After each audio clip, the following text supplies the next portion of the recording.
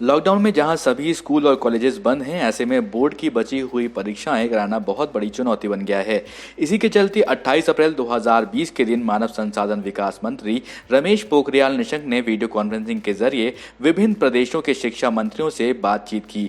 इस बैठक में दिल्ली के शिक्षा मंत्री मनीष सिसोदिया ने मानव संसाधन विकास मंत्री रमेश पोखरियाल को ये सुझाव दिया है कि 10वीं और 12वीं के स्टूडेंट्स को भी 9वीं और 11वीं क्लास के स्टूडेंट्स की तरह इंटरनल एग्जाम के नंबरों के आधार पर बिना परीक्षा दिए ही पास कर देना चाहिए। उन स्कूलों में बच्चों को मैं नहीं चाहूंगा कि वहां बुलाया जाए अभी बच्चों को, जब तक वहां स्कूलों को खाली करके पूरी तरह से सैनिटाइज नहीं किया जाएगा। बच्चों को बुलाना किसी भी तरह से सेफ नहीं होगा।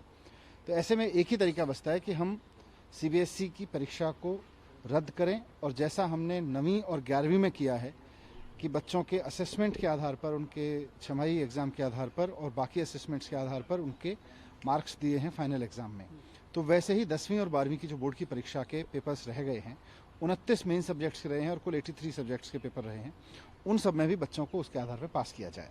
तो ये तो मैंने उनको एक सुझाव दिया था। दूसरा सुझाव मैंने उनको ये दिया है कि अब क्योंकि काफ़ी समय बच्चों का लॉकडाउन में बर्बाद हो गया है, हम चाहे जितना कह लें ऑनलाइन कर रहे हैं, बच्चे अपना सेल्फ ट्यूटिंग कर रहे हैं, लेकिन उसके बावजूद मार्केट बंद हैं, स्टेशनरी बंद हैं, किताबें बंद हैं, फैसिलिटीज़ बंद हैं, लोगों का आना जाना संभव नहीं है, तो बच्चों का नुकसान तो हो रहा है। वैसे में हमें अपने स्टैंडर्ड नीचे लाने पड़ेंगे। तो इसके लिए ज़रूरी है कि हम सीबीएसई के पाठ्यक्रम में 30% की कटौती करें, और उस 30% की कटौती को सिर्फ सीबीएसई के पाठ्यक्रम में ना करें, एनसीईआरटी के पाठ्यक्रम में ना करें खाली, बल्कि उसके बेस पे होने वाले एग्ज़ाम्स, जो अगली यूनिवर्सिटीज़ के एग्ज़ाम्स हैं, जेईई के एग्ज़ाम हैं, उन सब में भी इसको लागू करें।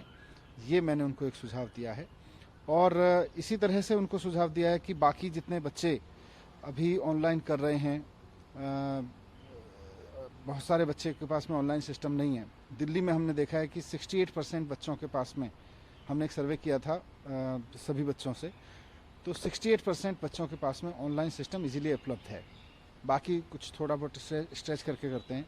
तो ऐसे में बहुत बड़ा वर्ग रह जा रहा है।